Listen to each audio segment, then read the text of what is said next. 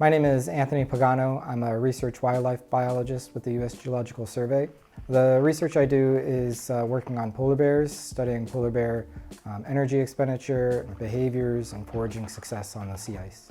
This is in the spring where temperatures can get down to -20, -30 degrees Celsius. So it's pretty inhospitable. It'd be almost impossible for a researcher to be out on the sea ice in those conditions for an extended period of time. There's very little information that exists on the basic behaviors of these animals on the sea ice.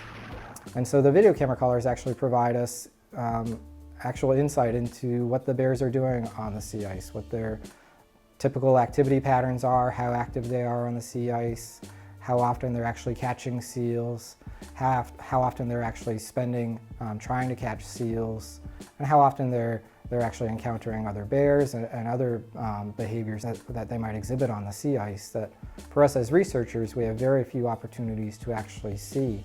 Polar bears spend a lot of time resting. They're a large carnivore and they have a pretty high energy demand, and they're a sit and wait predator. They're an ambush predator.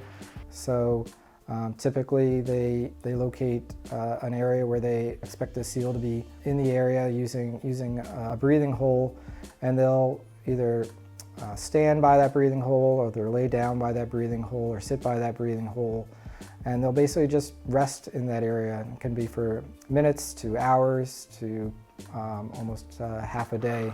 They'll stay in that same area and wait for a seal to come up to breathe, and if it does, then they'll attempt to catch it and eat it. So it's really quite fascinating to learn the basic behaviors of these animals and how they're using the sea ice environment and how dynamic the sea ice environment is, and how their behavior might change from year to year based on the sea ice conditions that they're experiencing.